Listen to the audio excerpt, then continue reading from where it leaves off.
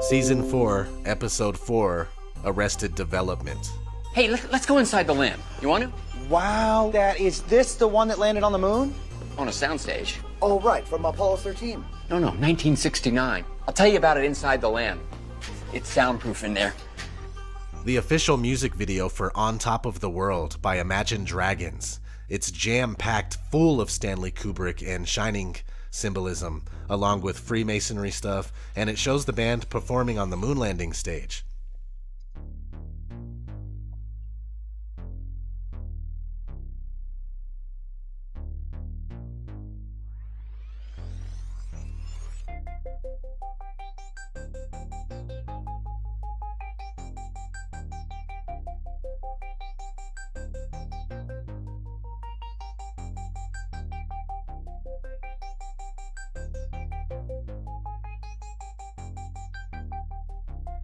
In the cinematic universe of the movie Interstellar, it's a fact written in the textbooks that the Apollo missions were a hoax. She always loved the pictures. It's an old federal textbook. We've replaced them with the corrected versions. Corrected? Explaining how the Apollo missions were fake to bankrupt the Soviet Union.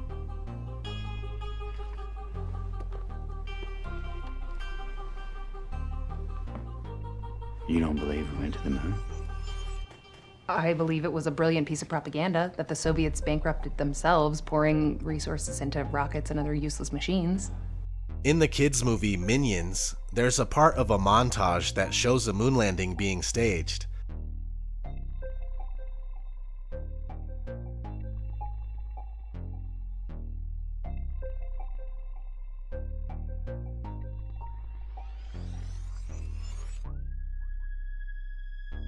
Also, in another scene, we have that floor again from The Shining.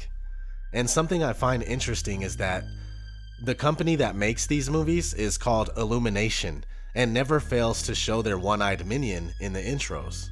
Drop the O in and you got Illuminati. The movie Moonwalkers, one of my personal favorites, it takes place in 1969 and has someone pretending to be Stanley Kubrick and then struggling with faking the moon landing. Highly recommended.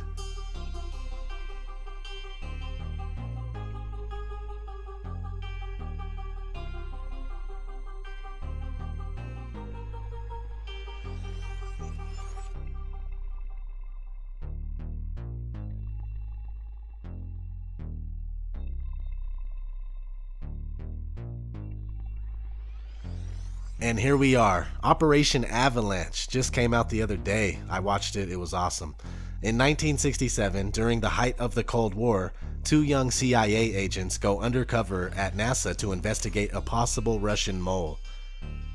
In disguise as documentary filmmakers, they tap phones and break into offices while purporting to learn more about the Apollo project. But what they end up uncovering is, you guessed it, the moon landing was staged. I'll leave it at that, but definitely check this one out. As of now, it's the latest in a long line of truth about the moon landing hoax in plain sight. So, did we land on the moon? Well, that's it for this one. The TV shows, movies, video games, and music videos are doing exactly what the Tavistock Institute designed them to do. Muddy the waters, make truth seekers look crazy, all the while putting the truth out in the open for all to see. What can I say? This is what they do. Some of you know what I'm talking about. As for the rest of you, keep doing honest research and you'll see. As always, this has been ODD TV. Thanks for watching. It begins with a single lie, just one small step away from the truth. But that small step can lead deeper and deeper into a web of deception until the only way out is to face a truth far worse than any lie.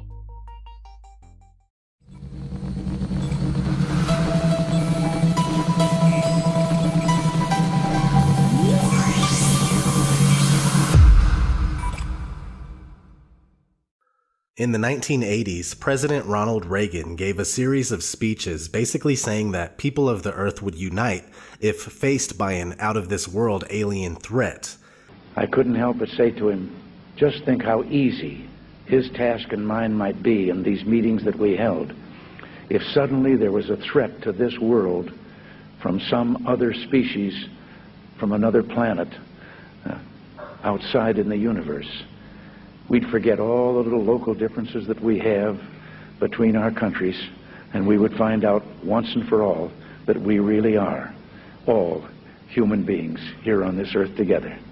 In our obsession with antagonisms of the moment, we often forget how much unites all the members of humanity. Perhaps we need some outside universal threat to make us recognize this common bound.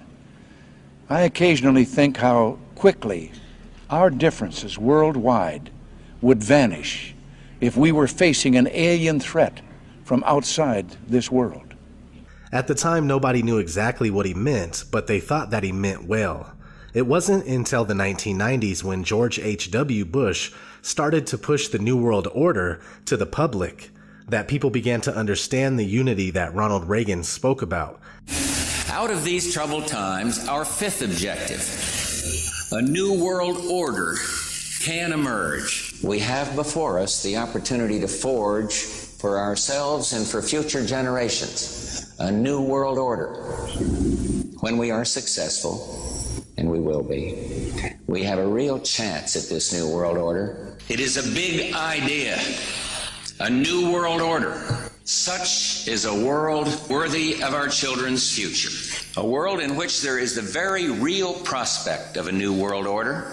And that's why I wanted to speak to you today about the new world taking shape around us, about the prospects for a new world order now within our reach. I'll be talking in some detail about the possibility of a new world order, the quest for the new world order. New world order. The new world order really is a tool for addressing a new world of possibilities. It wasn't exactly the kind of unity that would benefit the masses, but the elite, as they would have us united under the control of a one-world government, a one-world religion, a one-world everything. So we have a solid connection between the New World Order and an alien invasion, especially since George H.W. Bush was vice president to Reagan and his successor. It even goes in order: alien invasion, New World Order; alien invasion, New World Order. If suddenly there was a threat to this world from some other species, from another planet, outside in the universe, we have before us the opportunity to forge for ourselves and for future generations a new world order. perhaps we need some outside universal threat. It is a big idea, a new world order. Let's fast forward to more recent events where we are seeing the alien agenda escalate more than ever. 2014, Bill Clinton talks about aliens on Jimmy Kimmel. Take a quick break. But when we come back, I hope you will indulge me in something, because I want to ask you about your access to the files on the UFOs. Okay? President Clinton is here with us. We'll be right back. President Bill Clinton is here with us. So if I was president, and I won't be, let's be honest, the first thing I would do after putting my hand on that Bible and taking that oath to serve the country is I wouldn't even probably finish the oath. I would run to the White House. I demand to see all the classified files on the UFOs. Because I want to know. I'd want to know what has been going on. Did you do that? Sci-fi movie where there was an alien kept deep under the ground in Area 51. Well, first I had people go look at the records on Area 51 to make sure there was no alien down there. And people thought that because everybody, we know that there are billions of stars and planets literally out there, and the universe is getting bigger. We know from our fancy telescopes that just in the last 2 years, more than 20 planets have been identified outside our solar system that seem to be far enough away from their suns and dense enough that they might be able to support some form of life. So it makes it increasingly less likely that that they might be able to support some form of life. So it makes it increasingly less likely that we're alone. Oh, you're trying to give me a hint that there are aliens. No, I'm trying to tell you I don't know. Oh, you're trying to give me a hint that there are aliens. No, I'm trying to tell you I don't know. Oh. But if we were visited someday, I wouldn't be surprised. I just hope that it's not like Independence Day. Yeah, right. That it's a conflict. Well, now we have friendly Maybe the only way to unite this incredibly divided world of ours. They're out there. We better think of how all the differences among people on Earth would seem small if we felt threatened by a space invader. That's the whole theory of independence. You're right. You're right. Everybody gets together and makes nice and, Perhaps we need some outside universal threat. 2015, Barack Obama talks about aliens on Jimmy Kimmel. This is something I feel like, if I was the president, and it's unlikely that that is ever going to happen. You never know. If I was the president... It was unlikely that I was going to be president. The moment I was inaugurated, my hand would just, it'd still be hot from touching the Bible, and I would immediately race to wherever they have the files about Area 51 and the UFOs, and I'd go through everything to find out what happened. Right. Did you do that? That's why you will not be president. Because that's the first thing that you would do. It's at the The top aliens of my won't list. let it happen. You reveal all their secrets. They exercise strict control over us. Now, there are a lot of people that are going to examine your facial expressions here, every twitch, everything, and say, and of course, so did you look? Did you see? Did you explore? I can't reveal anything. Oh, really? Because President Clinton said he did go right in, and he did check, and there was nothing. Well, that's what we're instructed to say. All right. 2016, Hillary Clinton talks about aliens on Jimmy Kimmel. When we had your husband, President Clinton, on this show, he said, I asked him about UFOs and Area 51, and if he looked in it, because if I was president, that's the first thing I do. I go right into those files and see what was going on. Right. And he said that he did do that. Yes. And that he didn't find anything. Well, I'm gonna do it again. Yeah, why not? Right? And there's a new name. It's unexplained aerial phenomenon. Unexplained aerial phenomenon, Yep, really? Yep, UAP. That's the latest nomenclature. I like the old one. I like UFO. I don't know why. Well, I think we can use them interchangeably, but I would like us to go into those files and hopefully make as much of that public as possible. If there's nothing there, let's tell people there's nothing there. What if there is something there? Well, if there is something there, unless it's a threat to national security, I think we ought to share it with the public. Well, what if everybody's all hopped up on medical marijuana and everybody gets paranoid? I would love it. That's why I want more research. If you share it with me, I'll decide what is the best course of action. I really have my ear to the ground. Well, I'm more than happy to do that. In my line of work, you got to keep repeating things over and over and over again for the truth to sink in, to kind of catapult the propaganda.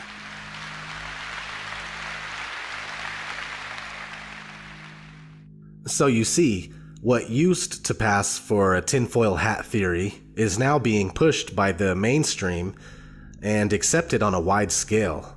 In fact, the popular theoretical physicist Michio Kaku seems to be a pawn for programming the masses with the belief in aliens. A crisis of leadership. We've been talking about this all week.